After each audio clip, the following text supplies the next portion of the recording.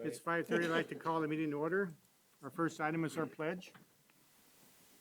I pledge allegiance to the flag of the United States of America and to the republic for which it stands, one nation under God, indivisible, with liberty and justice for all.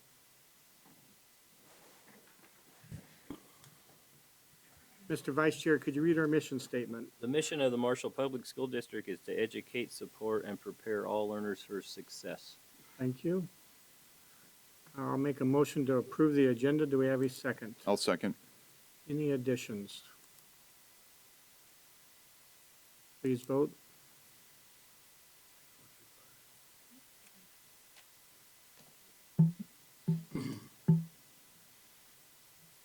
It is approved. Moving on to our Tiger Spotlight, our Paraprofessionals Appreciation Week. Yes, January 24th through 28th marks Paraprofessional Appreciation Week. We would like to take a moment and thank all the paraprofessionals for the work they do each day. Paraprofessionals offer support and services to students. These individuals come to work each day with open arms and a big heart to serve and do what is best for all of our students. We are fortunate to have paraprofessionals that have been with us for many years. Our longest paraprofessional has been with Marshall Public Schools for 36 years. Thank you for your work, and we very much appreciate you. Absolutely. We will be recognizing them next week as well in the buildings. Will you order some donuts for them? That's what we're going to do. Moving on to our public forum, this is the time the public can approach the board.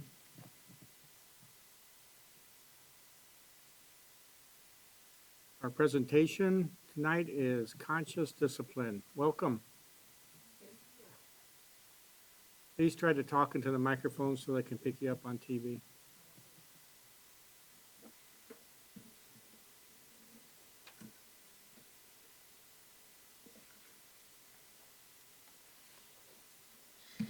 Well, we'd like to thank you for letting us come and visit with you tonight about conscious discipline. I'm Tiffany Teskey, Early Childhood Coordinator and Assistant Principal at Parkside School.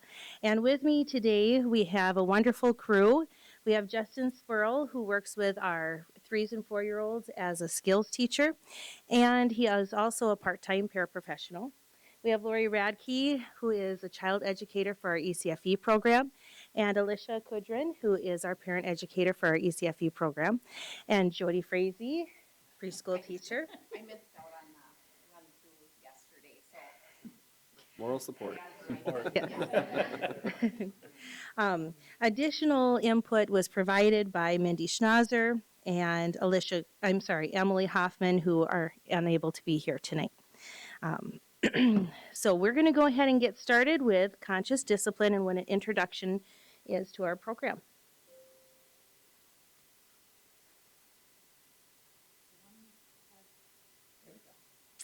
Conscious Discipline is a research-based program by Dr. Becky Bailey that helps adults stay calm enough to see misbehavior and upset as a signal to teach instead of to punish. It then provides effective strategies for teaching social, emotional, and life skills to children. All right, so tonight I'm here to lead you through one of the self-calming situations that we use while we're teaching conscious discipline. So it's helping with regulation, and we hope to build coping skills in our students and our families and our parents that attend. So if you look at the slide here, you'll notice that there's a grid on the top. Those are the 4 conscious discipline breathing techniques that we use in our classrooms. You'll see on the bottom corner that there is a preschool 4s classroom that is practicing the pretzel breathing technique. So I'm going to lead you through that tonight. We're going to do the star, which means smile. Roll back your shoulders. Take a deep breath with me. Air in through your nose, out through your mouth. This time, consciously think about counting to 3 with me when we star breathe. Smile. Air in through your nose, out through your mouth.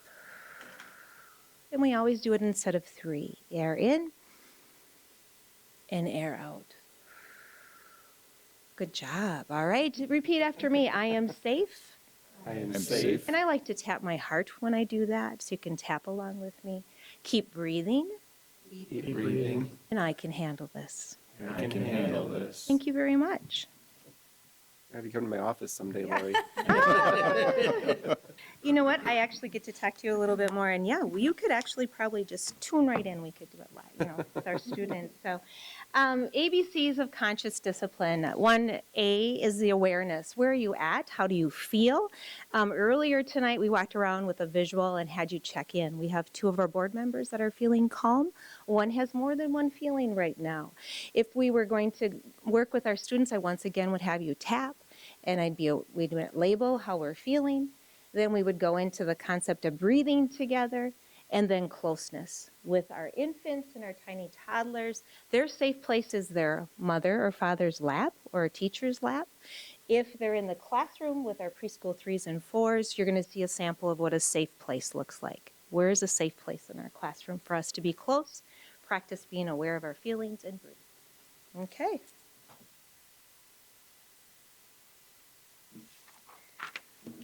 Our next slide is looking at what did we want to do as a department for a goal that includes conscious discipline.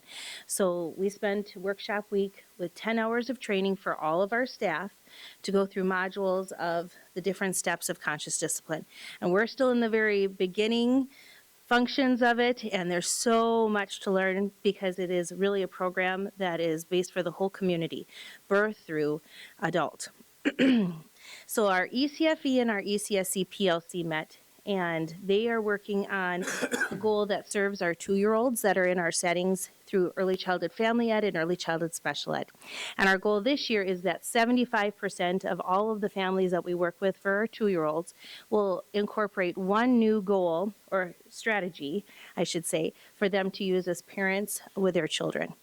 And then we're also utilizing the same concepts in our preschool program, and we're hoping that we can have good follow-through then for our students to be prepared for self-regulation skills for kindergarten.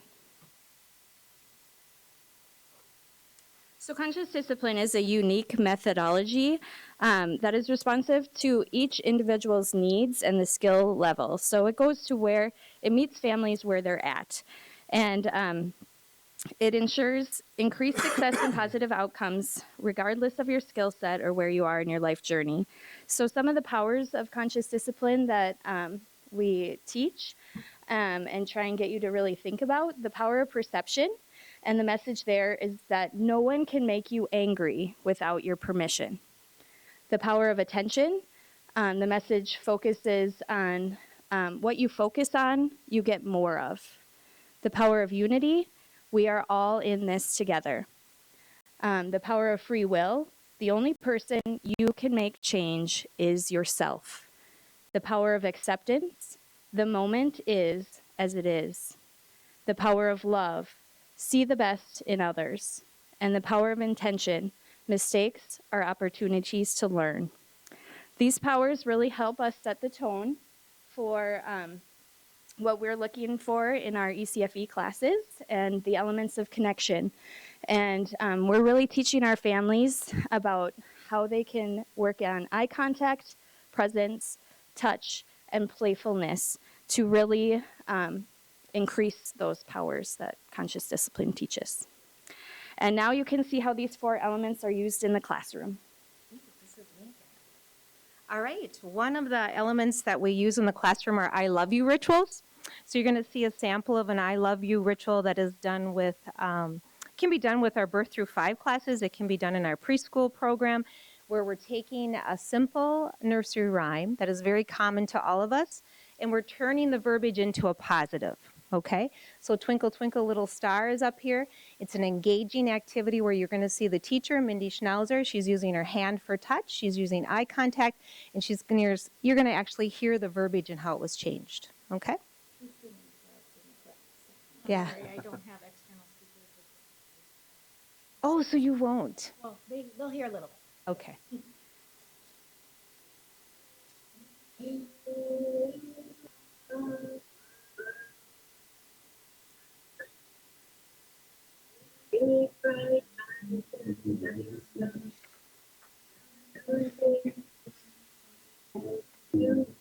Twinkle, twinkle, little star, what a wonderful child you are. All right, so there's one sample of an I love you ritual that incorporates the elements that you just were seeing about connection, presence. Okay, we can move on to the next slide. This is another sample of an I love you ritual. It's called Wish You Well. It can be done in a chant. It can be done in song form. The part in the chant is saying, I wish you well, all through the day, I wish you well. And then you can think about community people, you can think about family members, you can think about those that you love and that you would want to extend a little joy to them, okay? So this is Mindy once again in her classroom. You're going to see a still shot of Jody's classroom. They're actually doing some body identification in this song in connection with touch. So you'll see them matching elbows, back, and whatnot. And we'll watch just 30 seconds of the video.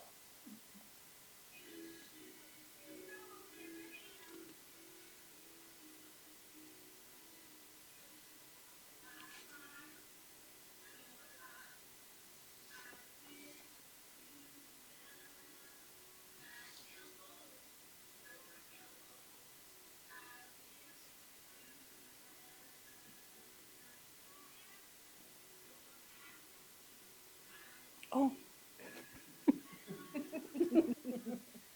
Oh, it surprised me. That's so cute. The power touch. Woo. All right. And now with the next slide, we're going to look at some other tools that conscious discipline provides us in our classroom environment. So, Justin, here we go. The next two slides, you'll see some of the conscious discipline tools we have already implemented in our classrooms, the 3s and 4s skills-based classrooms, where we primarily teach gross motor and social emotional skills. And in the first slide, you'll see some of the tools is breathing techniques using the breathing mat and cards, feelings chart, and mindful yoga poster. And I have the breathing tool pinwheel flower, pretty simple little tool on the go, with some of the breathing techniques you guys got to see today. And on the next slide, who doesn't like acts of kindness? The kindness tree helps students by giving them a visual understanding and reminder of acts of kindness being performed every day. And they watch the tree grow, and they get excited every time they come into the classroom and see new acts of kindness being added from other classrooms. So there are a couple tools that were in our classroom.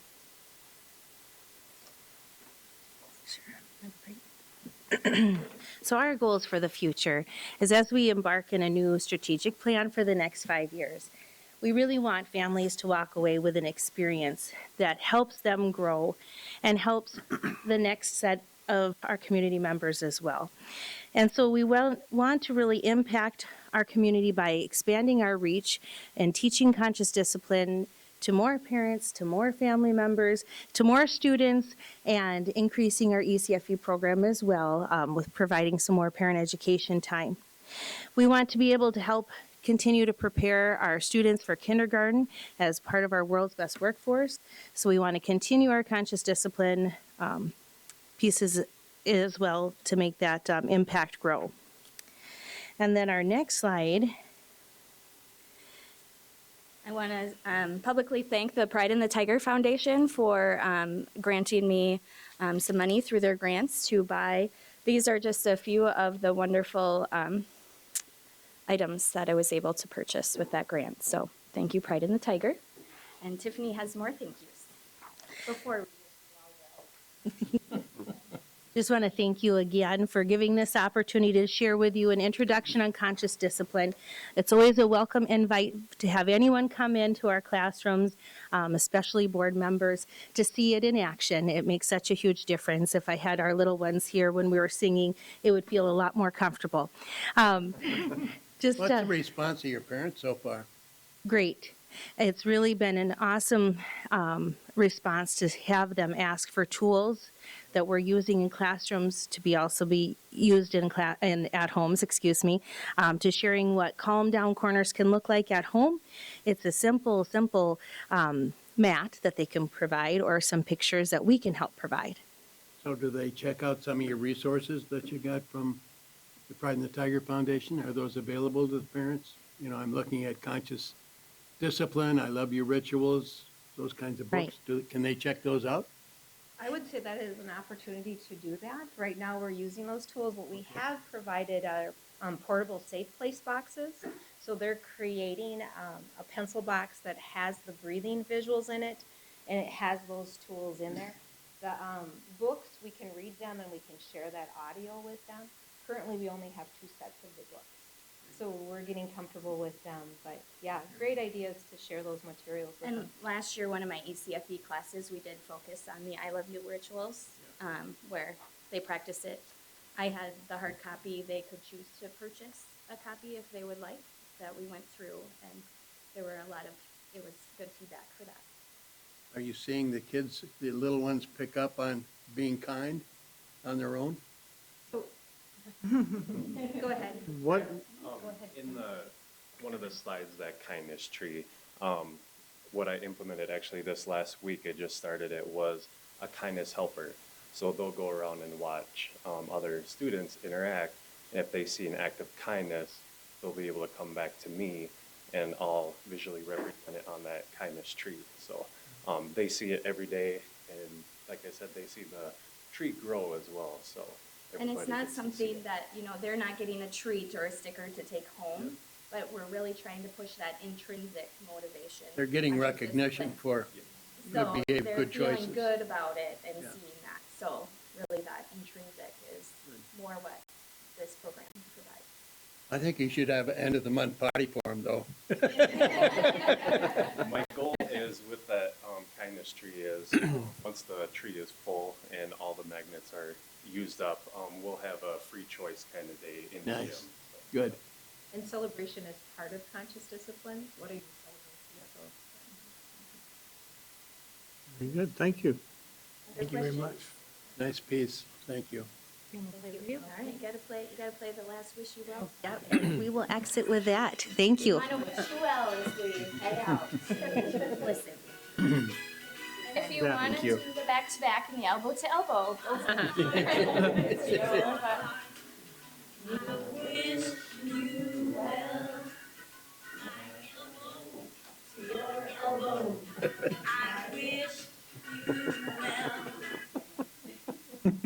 I don't think they have Thanks, any guys. fun over there, do they? They don't have any fun in that department, no. Thank Stoic you. group. Thank you. You're very welcome. Moving on to our consent agenda, do we have a motion? So moved. Second. Where am I? Any discussion? Back in here.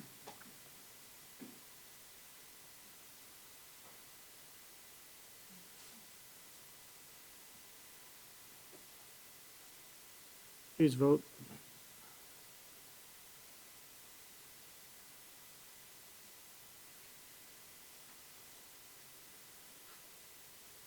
It is approved. Moving on to our financials, motion to discuss. Do we have a second I'll second. for discussion? The bills were quite a bit less this board meeting than last time due to the break, the holiday break. And then we had some bond interest that represents the debt service fund. Maybe it'd be because Christmas was over. We'll call for a vote, please.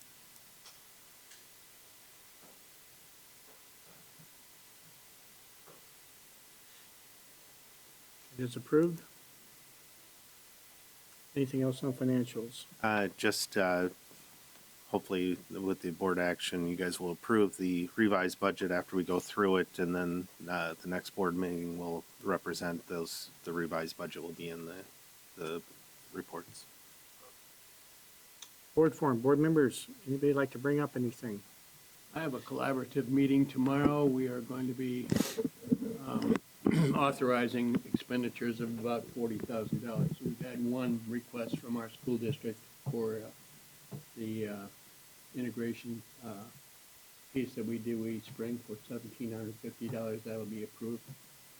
We've got $44,000 worth of requests, so that will take place tomorrow noon.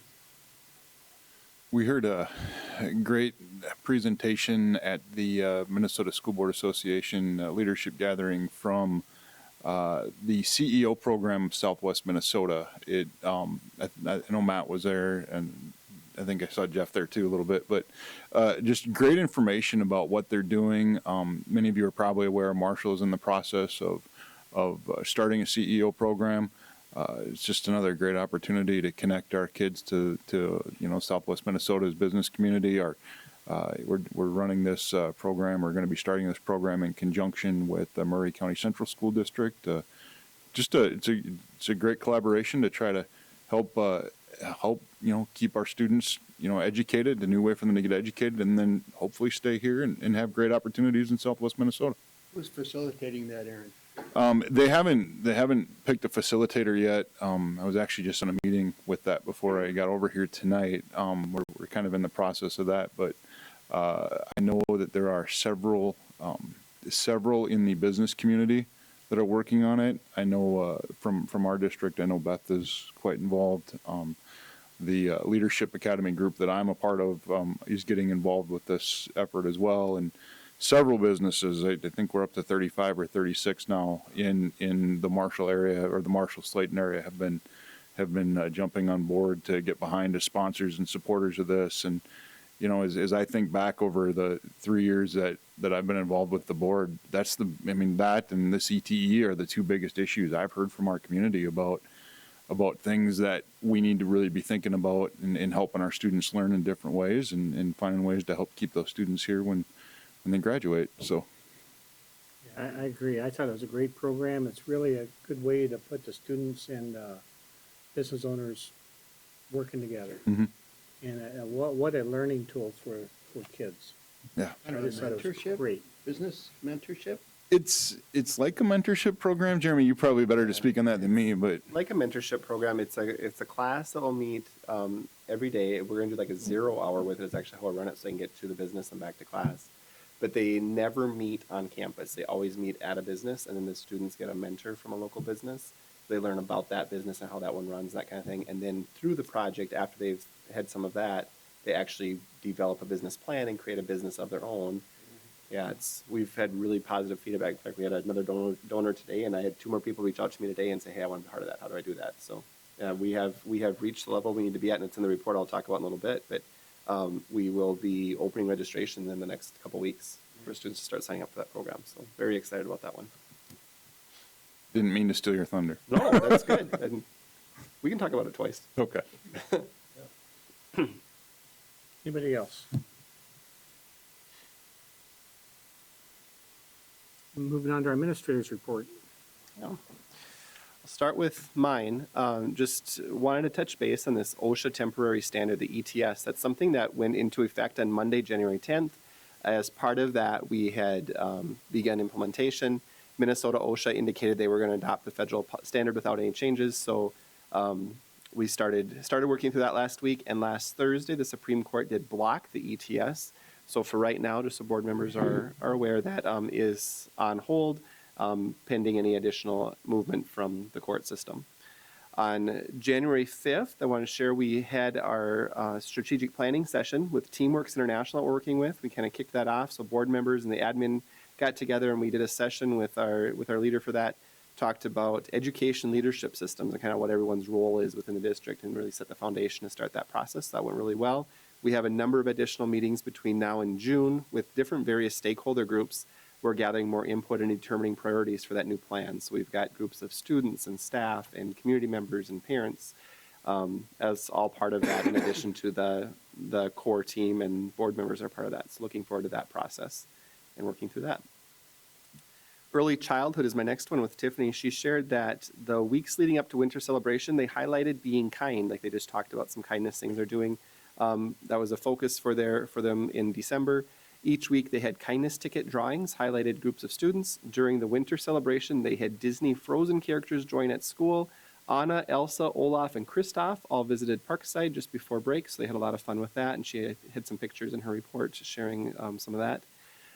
She also shares that priority registration has opened for the current 3-year-old preschool students. By January 31st, the preschool registration will be open to community for the 22-23 school year, so we're trying to get that out early to families to help plan. Voluntary pre-K application for MDE has also opened up. That will be completed by the end of January. And we are applying for our current capacity of 70 preschoolers and looking for additional spots if we can get additional grant money for that too. So we look to fill those programs again for next year. Parkside, Darcy shares this month that positive behavior interventions and supports, the PBIS program. She kind of talked about that a bit. It's a research-based strategy intended to reduce problem behavior that's a barrier to student achievement. A key strategy of PBIS is prevention. The majority of students follow students at school's expectations, and PBIS uses positive reinforcement to celebrate positive behaviors. When problem behavior occurs, students are provided a full continuum of supports to adjust behaviors.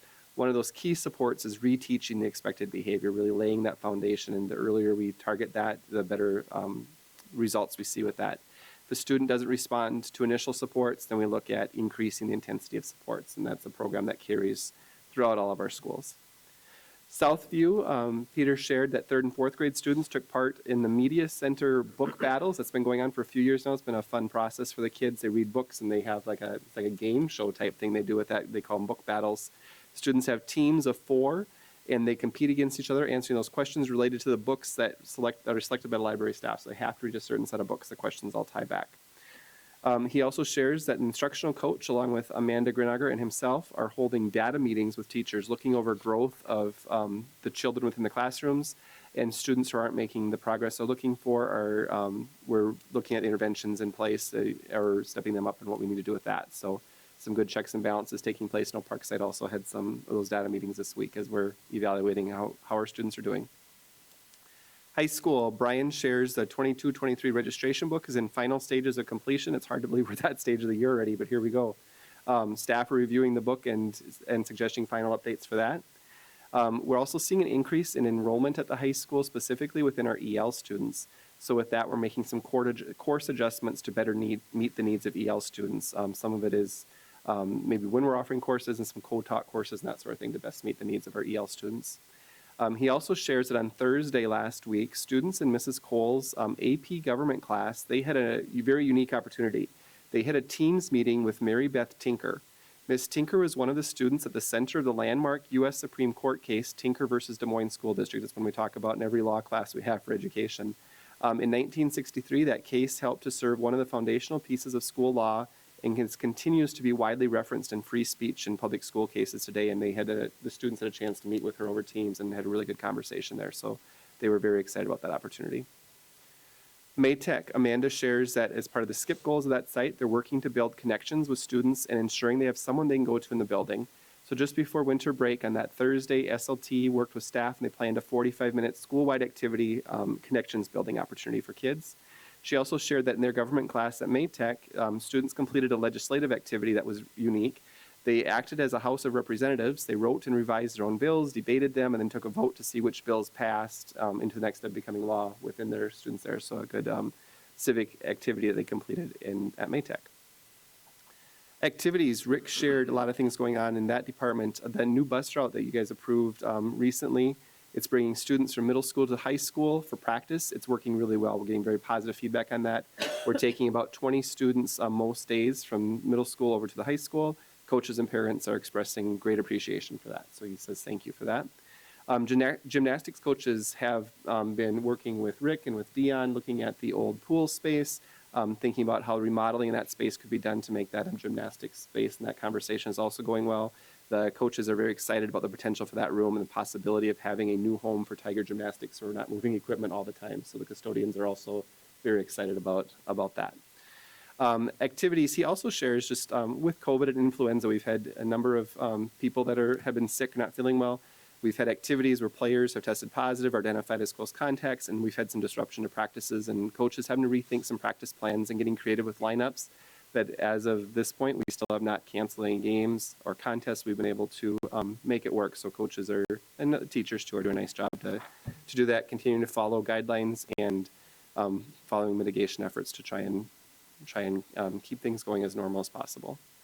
Special ed, Jackie, this month is highlighting Southview in the program there. Southview has 4.25 FTE SPED teachers and about 21 paraprofessionals at that location, meeting the needs of about 68 students. A really exciting thing that she talked about in there for that program is the DCD room at Southview, and a lot of you have been in there and seen that. It just includes a lot of opportunities to incorporate, that they incorporate into the special ed programming. The washer and dryer has created opportunities to teach safety around appliances, as well as teaching students how to wash and dry clothing, and it's also utilized by counseling office in the building. This space includes a bathroom with a shower, which allows them to work with students that have that are working on personal hygiene skills. They also are fortunate the space includes a kitchen, which has been utilized for many purposes. A special ed social skills group utilizes that space, working on skills for communication purposes, but also for teaching cooking and kitchen skills. Additionally, there's an after-school social emotional class that includes students outside of special education that has used that kitchen space. So they're putting that new space to good use. Mary Kay shares in her report the dates for summer school session have been identified. Each session is going to go Monday through Thursday from 8 to 1, so following a similar model to the last couple of years. For each grade level, session 1 will be June 13th to June 30th, and session 2 is July 11th to 28th. So we're starting to get registrations and applications and stuff for staff out and get that program up and running. She also shares that winter NWA testing is currently open. We have students currently taking the winter NWA tests. That window closes on February 11th. District continues to train and prepare for access testing as well. The access testing will begin soon. And alternate access is at the same time on January 31st. MC and MTOS start March 7th. So the access will wrap up by the time we start MC and MTOS, but testing season is about to start. Beth shares in her report, this is where we're going to talk about CEO just a little bit too. We are announcing we're officially offering the CEO program for our juniors and seniors beginning this fall. We have secured 35 investors, and actually we've had beyond the full 35 investors have other donations that have come in as well. So like I said earlier, the response to that has been really good. Really want to throw a big thank you out to the investors who have donated money for that program. Believe that the understanding that importance of the program in the schools is really what's going to be a huge benefit for juniors and seniors next year that are part of that. That is something that we're starting to do some pushes on social media, and there's a website getting set up, so a lot of that communication is starting to roll out now. I think something went out even today on our Facebook page, so encourage people that have questions to check that out, or Beth Ritter is a contact for the school district for that for right now. Also excited to bring back some in-person professional development this spring. We have Monday, March 28th scheduled to do sessions with our entire staff. They'll have the opportunity to attend sessions presented by Marshall Public Schools staff members. The focus this year, for the whole year, has been best practice strategies, refining what we already do and doing it well. So we're starting to collect staff willing to participate in presenting at that event. It's always been well attended and well received. Yeah. I just put a note, we'll be starting our food service RFP process. Jill and I have started working on this. It's a pretty intensive process. It starts now, and hopefully we'll have a result in May. It's a process that has to go back and forth to MDE for approval before actually going out to RFP. I put a note in, kind of like last month, we've got custodial position open. Like a lot of our local businesses, we're having a hard time getting applicants in. It's a well-paying job with some great benefits, so if you know somebody, please have them apply. Put a note about our Certificate of Excellence in Finance. Shout out to Jill and Russ that really put a lot of work into it, as well as the rest of our district office. We submitted, or will be submitting that, and hopefully we'll be receiving that award again this year. And then I won't go through it because we'll go through it in probably April or May when we do our LTFM 10-year, but I put some notes of the different projects that we have going on. I know we've talked about them, but I just want to keep everybody in the loop, the board and the public, of the different projects we have going on and where we're at in those processes. So. Very good. Our next item is review of policies 411, 414, 720 to 722. Are there any questions or comments?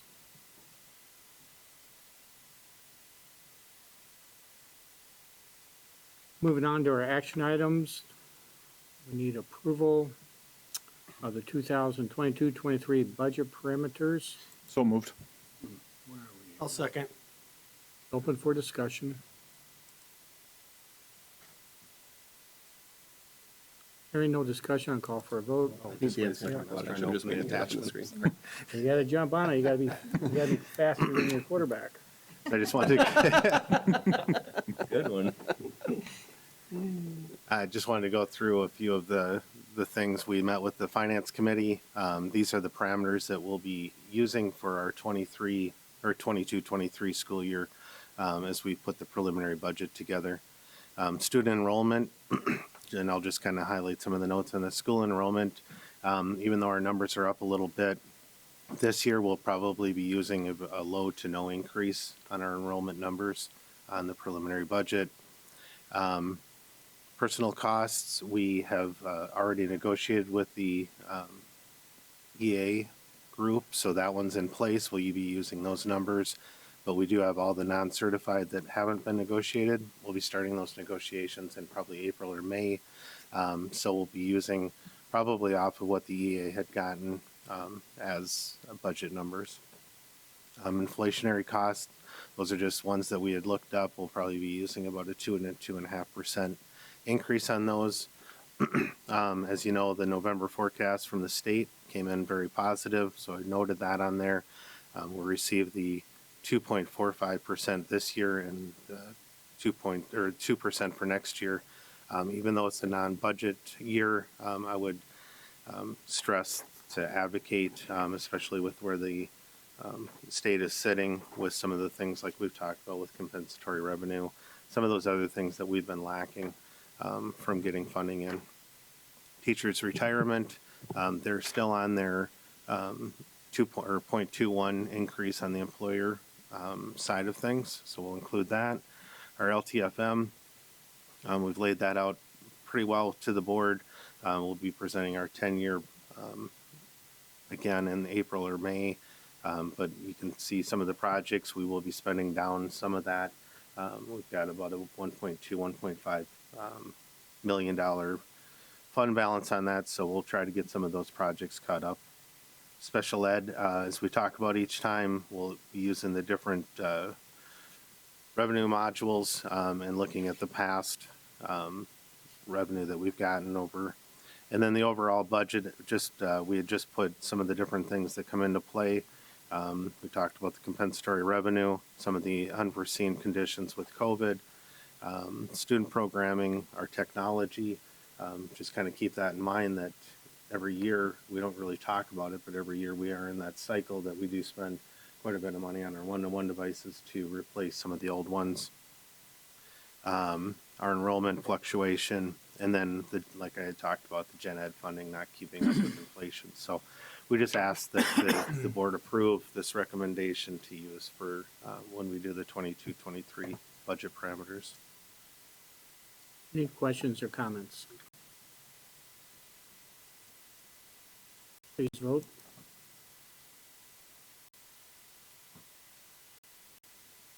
It is approved. Discussion and approval of the 2021-22 revised budget. We just did that. Have we done it? No, this was just That's parameters. Okay, parameter, okay. So moved. I'll second. Very good. I do have some things to say on that. All right, go ahead. Jump in there. Just wanted to jump in right away. So we worked on the revised budget. This is done every year, approximately this time, to update the current year budget. Now that we know some of our the hirings and some of the things that are going to come into play with this year. So I just wanted to go through some of those items that have changed since the preliminary budget. As you guys know, we had quite a large dollar amount that we were deficit spending in the preliminary budget. That's actually come down a little bit, and I just wanted to go over some of those things.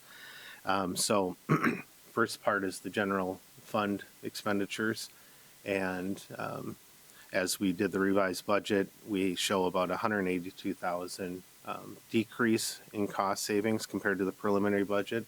That's mainly due to some of the savings we had with some of our new hires and some of the adjustments we made with some of our positions. Benefits typically would come down when the salaries come down, but we did have a decrease in our premiums, which helped the district, but we did have an increase in health insurance participation, which is a good thing. So that showed about $11,000 increase over the preliminary budget. Purchase services, the main adjustment there of 52,000 compared to the preliminary budget has to do with some of the adjustments to do with contracted services, along with some of our travel and workshops being reduced, again, due to COVID. Capital expenditures, we have an increase in that. Some of this is offset by the federal funds. We did include some of the testing at the time of the preliminary or the revised budget, which was about a week ago before the Supreme Court had put a hold on it. We did include some of those testing supplies. Again, that is offset by some of the revenue that we get, but we did increase the expenses on that. That's our supplies and materials. Capital expenditures, you'll see a $203,000 increase. A majority of that has to do with a tech grant that Todd was able to secure, and you'll see that in the revenue. This is actually going to help us purchase our fiscal year 23, a lot of our one-to-one devices, but we'll be using fiscal year 22 funds, and you'll see that when we get to the revenue. So revenue, just kind of touch on a few things. Like I talked about, under miscellaneous revenue, we've got a $234,000 increase. $242,000 of that is that ECF tech grant that Todd was able to secure that we'll be using for our one-to-one devices. Under our state revenue, under special ed, we did do an adjustment of about $178,000. That's going over some of the previous years and using the revenue projection module as long as our the expenditures we spent. I feel pretty comfortable that we'll come in around that $3.6 million in special ed aid. And that along with the 2.45% increase that we had projected, I believe 1% during the preliminary budget. So our overall state source revenue is up about $314,000 over the preliminary budget. Levy stays about the same. Same with some of our revenue sources, our federal revenue sources, our regular, I should say, revenue sources. Federal revenue sources, I did separate out the federal COVID funds that we'll be receiving. All the COVID fund revenue that you see is offset 100% by expenditures. So whatever we spend, we receive. So if we don't spend it, we won't receive the funds. But majority of those are new funds that came into play after the preliminary budget was done. The ESSER 2 funds shows a decrease of $94,500. We're able to use some of those funds towards transportation to offset some of that deficit. So overall, preliminary budget, we're actually looking a little better than prior. We're looking at about a $216,000 deficit spend compared to the $798,000 that we thought back in January. Again, a lot has to do with those federal funds trying to offset some of those expenditures. We'll have to keep that in mind as those federal funds are one-time money. Transportation funds. Just want to touch a little bit, like I had said, the ESSER funds, we're able to use some of those funds towards transportation. So instead of a $73,000 deficit spend, we're looking at about a $34,000 surplus, and we'll see how the year ends up there. Capital outlay, biggest thing was our LTFM expenditures. You'll see about $235,000 increase over the preliminary budget. That's just an increase in some of our projects that are scheduled for fiscal year 22. So overall, that is one that you'll see went from a $14,000 excess to about $363,000 deficit spend. And again, the majority of that is LTFM, which we're spending down some of that fund balance to get our projects done. So recognized by the state, the general fund, the transportation fund, and the capital fund are all together. So just wanted to show you that number. So instead of an $857,000 deficit, we're at about $544,000, which is about a $312,000 turnaround. So it's a lot better outlook than what we had previously. Food service, I won't touch a lot on this. There's a lot of funds that kind of get switched around. We do preliminary estimate on the contracted services were a little low, so we increased those. You'll see that increase there. A lot of the revenue when it comes to our federal funds, you'll see a lot of switching around. That's mainly due to they had called it the Summer Food Service Program, which was a different federal fund, and now it's the Seamless Summer option, which is a different fund. So it just flip-flopping the money around, but overall, we are showing about a $43,000 increase in our federal funds. So overall, not much change with our food service. Goes from about $23,000 excess to about $29,000 excess, which again, an excess is good. We do have some equipment scheduled to be replaced, so we're still able to get an excess with replacing some of our equipment. Community services, big change there, and again, this is offset by the revenue. ABE was able to get some federal funds, COVID-related federal funds. So there's about a $448,000 increase in expenditures, which if you look down in the revenue is offset.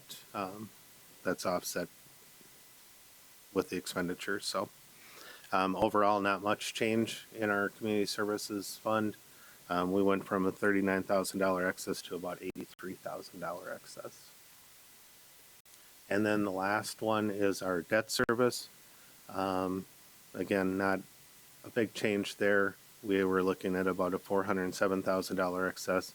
It decreased just a little bit to $388,000. The other attachment that's out there just shows you the preliminary to the revised. I just want to show you the last page. It'll show you the expenditures to the revenue, but on the last page, it'll show you then kind of the history of our fund balance percentages. So if the revised budget holds true, we'd be going from about a 16.57% fund balance to 15.28. Any questions? I think that fund balance going down is still pretty good. We got a pretty good fund balance. A lot better, yep.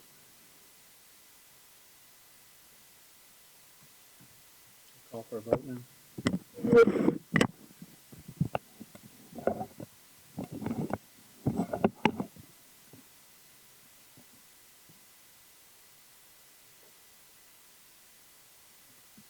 Is approved. Thank you, board members.